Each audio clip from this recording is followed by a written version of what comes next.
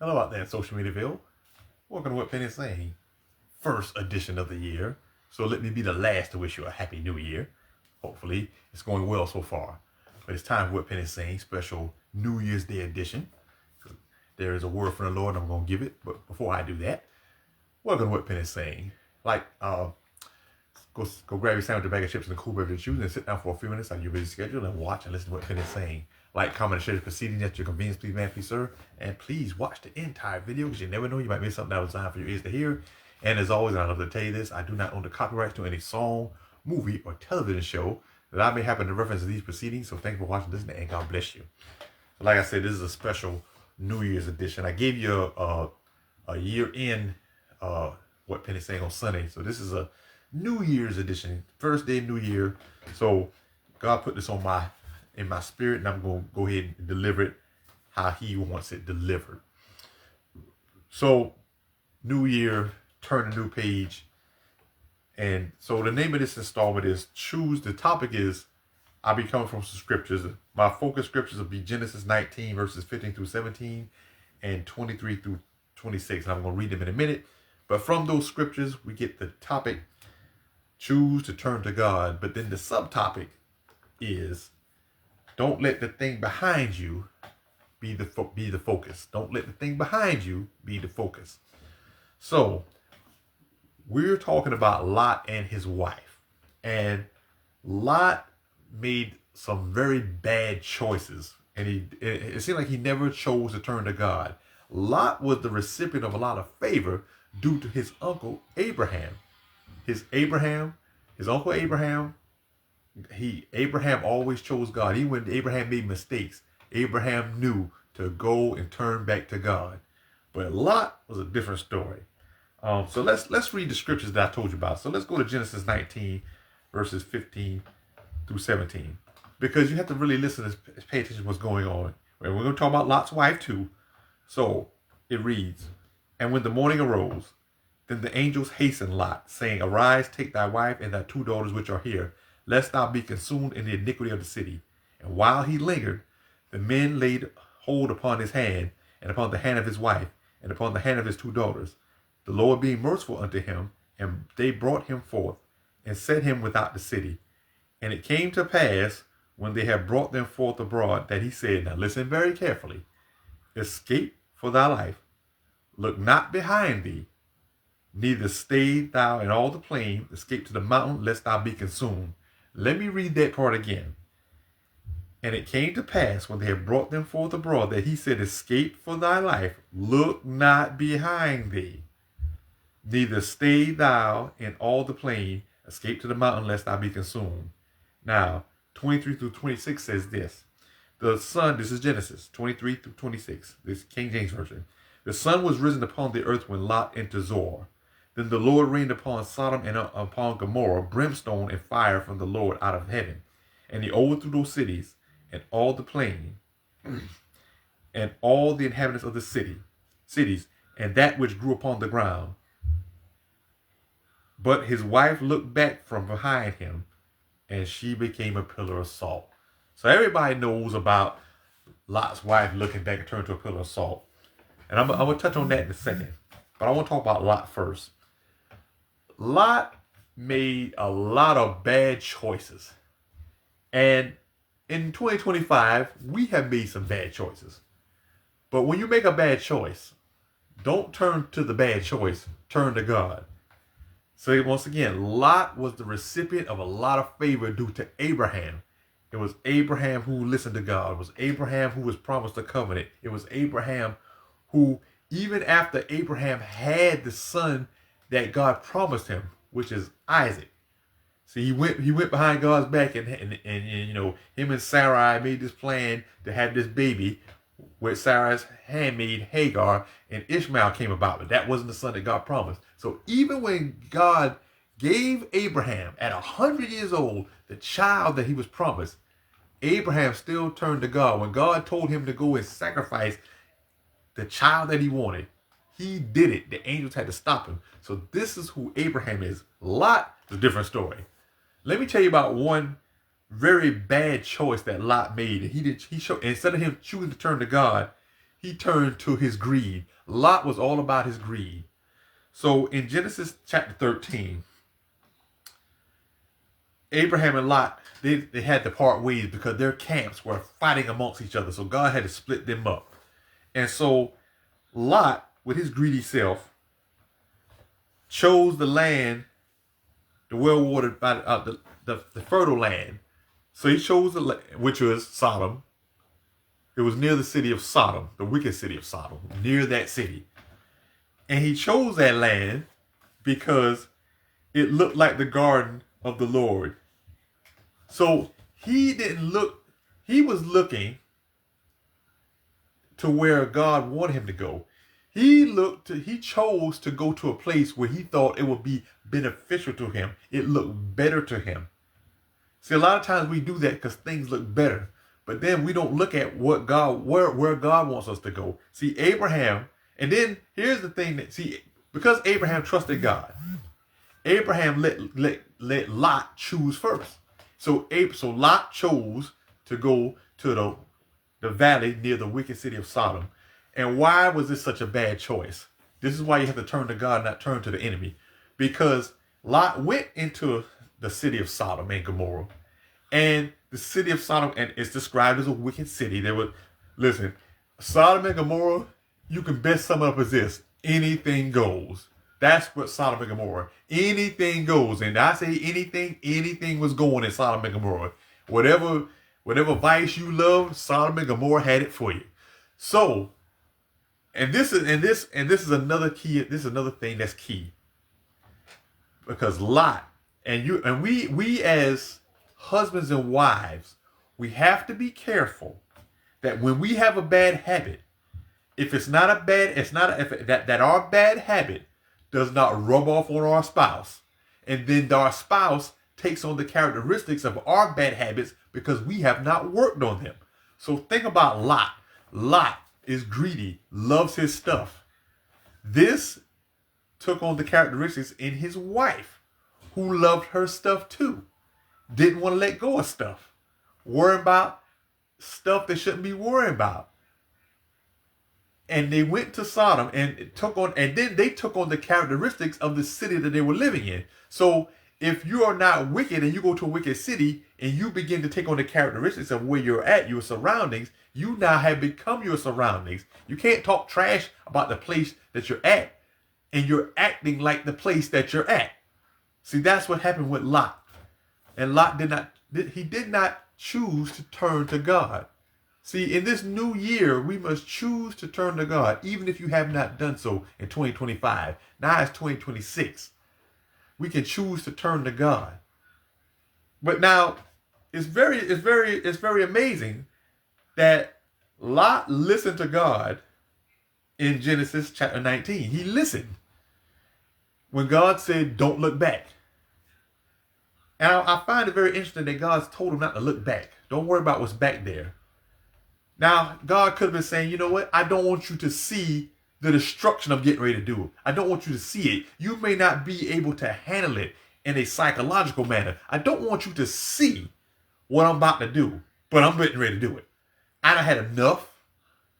I'm getting you out, Lot, because of Abraham. So again, Lot didn't get all these warnings because God loved him and God spared him. But really, God spared him because of Abraham. He really spared him because of Abraham. So Lot, you're getting out because of somebody else's blessings. See, and that's why we must choose to turn to God. Because when you are with God and you serve God and you love God and you take on the characteristics of God and you do all these things, not only will you be blessed, but the people around you will benefit from your service to the Lord. Lot benefited from Abraham's service to the Lord because it surely wasn't because of his own, because Lot was making some bad choices. There were some angels that came to his house and these men were trying to get the angels, and Lot offered up his daughters. Now, I have a little boy. I don't have any daughters. So men out there that have a daughter, can you imagine that you have some men in your house? The men outside want to get the men in your house, and you offer up your daughters. These are the type of decisions that Lot was making. Very bad decisions. These decisions are not choosing to turn to God.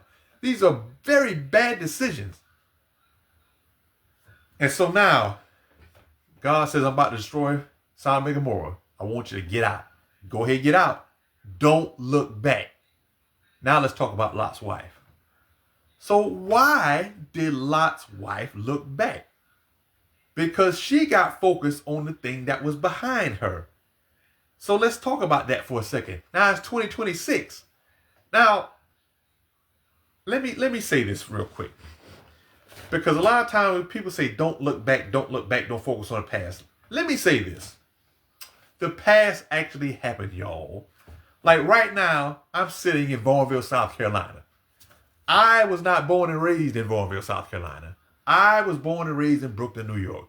I was born in Kings County Hospital. I remember going to school in New York. I remember eating pizza in Brooklyn. I remember going to the Brooklyn Academy of Arts, the Brooklyn Museum, going to different places, going to the Statue of Liberty, going to the Empire State Building, and etc., etc., etc. Those things did happen.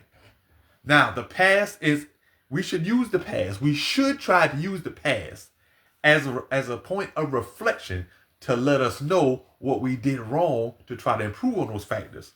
But sometimes, and this is the mistake that Lot's wife made, because she was told not to look back. But she looked, you know why she looked back? She looked back.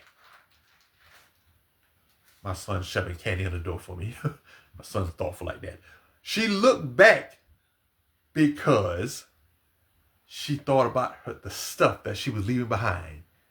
So the thing that was behind her was more important than the thing that was going to be in front of her. See, a lot of times we focus on the thing that's behind us, but the thing that's in front of us is going to be better, because when God tells you to do something, when God tells you to get out, when God tells you to leave that job, when God tells you to leave that husband, leave that wife, when God tells you that, you know what, you don't need that car, you better believe that what's going to be in front of you, even if you can't see it. A lot of times we can't see the thing in front of us. We can only see the thing behind us. But the thing that you can't see in front of you is the blessing of God, is the favor of God. And what you can't see is going to be more beneficial to you than what the thing that you can see. So don't focus on the thing that's behind you. We can use it as a reflection point. We can use it as a point of basis or something like that. But to try to keep something that was in your past that was doing you harm does you no good. So as we turn the page, and we have already turned the page into 2026, and thank God we have made it, because 2025, it was a very trying year, but it was a year that we made it through. It was a very trying year. Things were happening in 2025. But now, the page has been turned. So don't just turn the page, turn to God. Don't just turn over a new leaf, turn to God. Because what God has in front of us will be so much better than what he has behind us. So we should be thankful and appreciative of what God has already done. We should be thankful and appreciative of what God is doing right now. But I will continue to say this till my face falls off. I'm always excited about the thing God is getting ready to do. The favor God is getting ready to do, the blessings, the overcoming, the overflow that God is getting ready to do that I cannot see yet with my natural eye, but through my spiritual eye is patience, is anticipation, is that blessed assurance of what God is getting ready to do. See, I don't want to be like Lot and his wife and be making all these bad choices. Now, do we mess up? Yes, we mess up. But it's when you make these boneheaded decisions, and Lot's decisions were always based on greed or something crazy going on. To choose to go to Sodom and Gomorrah, as wicked as that place was, if you're going to go to a place like that, boy, you got to be one mighty Christian to go into a place like that and be able to withstand the evil around you, and to be able to have the spiritual discipline and the spiritual strength to be in an evil place like that. If you don't have that, you will succumb to it. And that's what happened a lot. He did not have the spiritual discipline, the spiritual strength to withstand the pressures of going to Sodom and Gomorrah. So therefore he succumbed to them. And he began to live like they were living. And thus, and again, when you, and listen, when you are married, especially men, we supposed to be the leaders. We supposed to be the head. So when the women submits to us, and we're not doing the things that we're supposed to do. And Lot was not doing what he's supposed to do because he ended up being just like his surroundings. Therefore, his wife was like, she said, well, if it's not good enough for my husband, then I'm going to do it. And that's not to say that a woman can't stand up and say, look, this is not right. We're not doing it. Because guess what? His wife could have put her foot down and said, hey, we're not doing this right. See, you got to understand, it's a system of checks and balances in a marriage. Yes, the man is the head, but just because you're the head does not mean that you can't be, that you're above correction. So when your spouse tells you something, and if both of you are in the Lord, and your spouse tells you something, especially, and sometimes it's always when a woman tells a man something, the men have an issue with it. And then some men want to go, well, I'm the head, I'm the head, I'm the head. You're the head, but you're not perfect. You're the head, but you don't know everything. Yes, we lead, but a good leader also knows how to follow. A good leader also knows how to listen. A good leader has self-awareness. A good leader is not worried about a good leader knows that he or she is not above correction. So Lot's wife could have stepped up and opened her mouth. It's almost similar to Adam and Eve, where Eve was the one who violated God's rule first and ate the fruit. But Adam could have very easily spoken up and said, hey, we were not supposed to eat that fruit. But what did Adam do? Because Eve ate the fruit, and it says in Genesis chapter 3, it says Eve ate the fruit and gave to her husband, and he did eat too. And that's all it says. I want to say it's verse 7 or 8. Let me pull it up real quick. I want to say that's Genesis 3 and 8, but I'm going to pull it up real quick. Give me a second to pull that up. Let's get out the Message Bible. I stand corrected. It's verse 6. Genesis 3 and 6. It says this, and when the woman saw that the tree was good for food, and that it was pleasant to the eyes, and a tree to be desired to make one wise, she took of the fruit thereof and did eat, and gave also unto her husband with her, and he did eat. At that moment, when she handed that fruit to Adam, he was supposed to say, hey, where you get that fruit from? And when she said that tree we ain't supposed to eat from, I'm not eating that. We're not supposed to eat from that. But Adam didn't step up either. Now, in the case of Lot and his wife, Lot's wife didn't say nothing either. Because they were both in line with the greed. They were both in line with wanting to go into the land that it looked so pretty. It looked so good. Again, just like Adam and Eve. Oh, that fruit looks so good. So you got to be careful about enticement.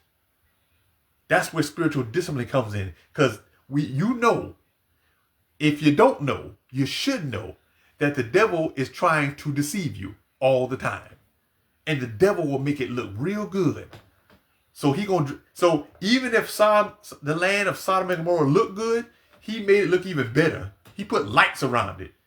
He put strip clubs around it and all kind of stuff. He put the things that they like so that they could see. And see, that's why when we turn this new page, and the page has been turned to 2026, we're here. We're here. By the grace of God, we are here into 2026.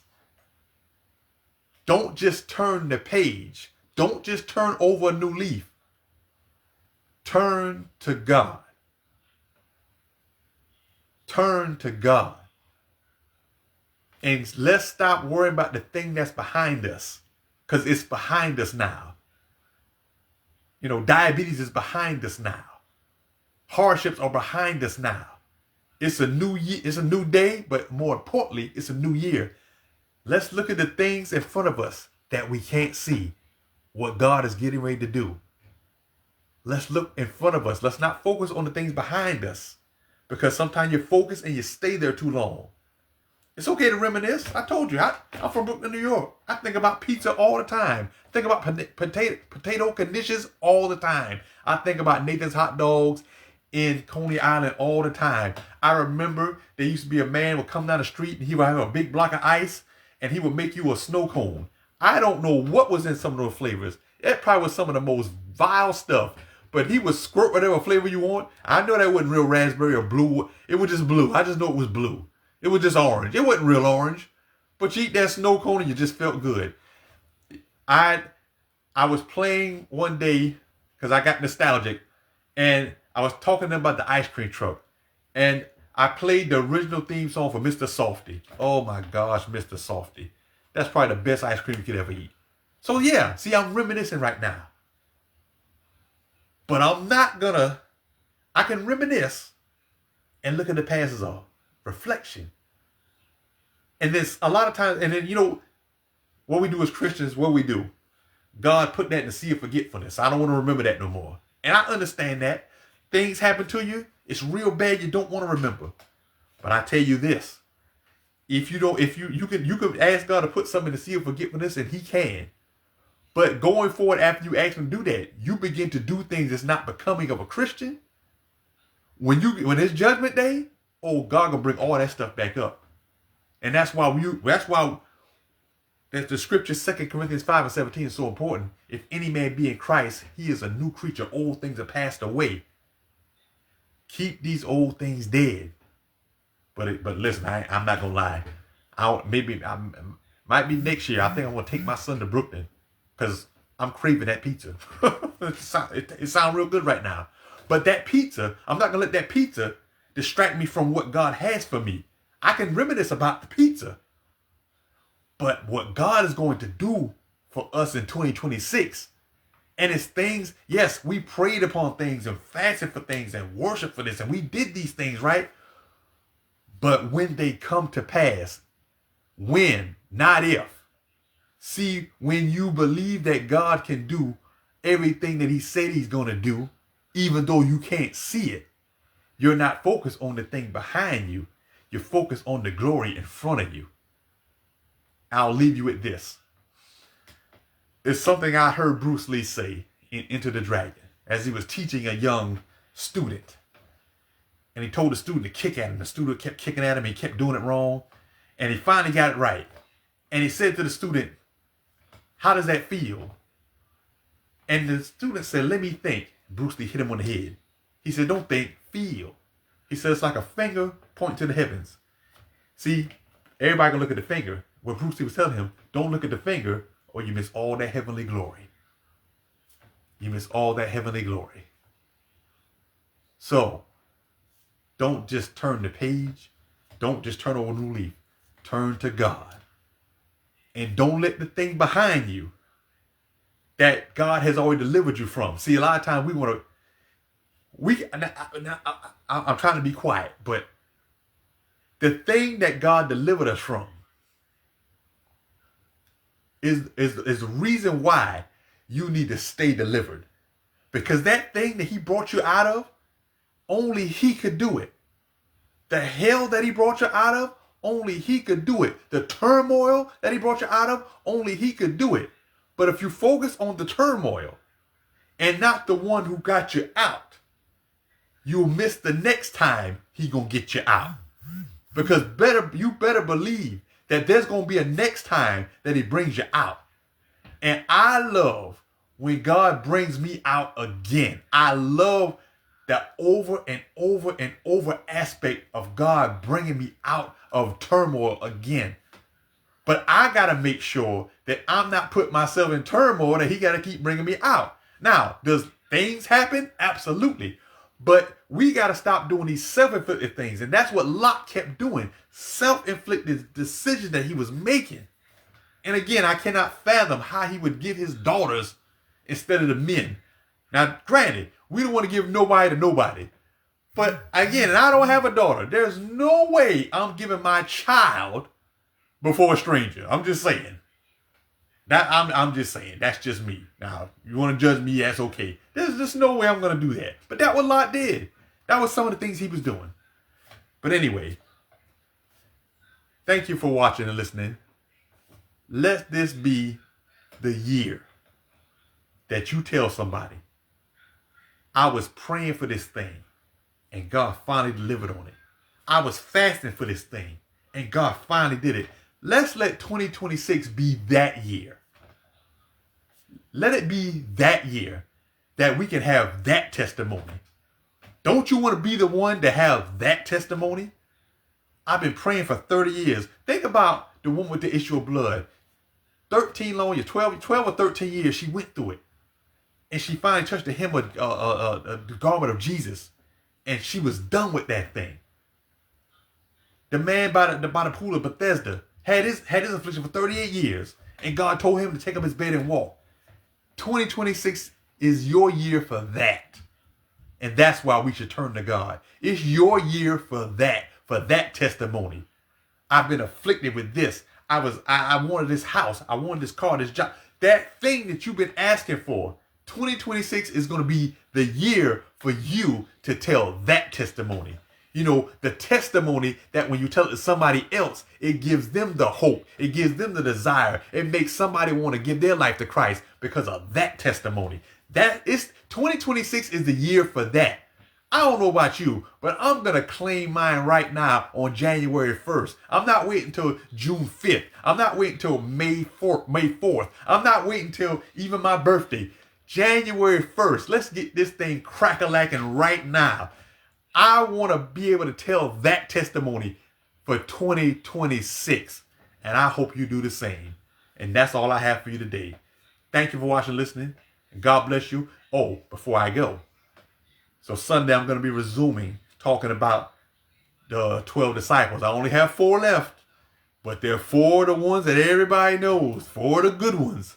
I haven't decided whether I'm going to start with Matthew or Judas yet. That's where we're going. It's going to be one of those 2. I haven't decided who I'm going with yet. But we got the only ones that are left are Matthew, Judas, John, and Peter. The 4 good ones, the 4 biggies. So we're going to get into it. But as for today, thanks for watching and listening. And God bless you.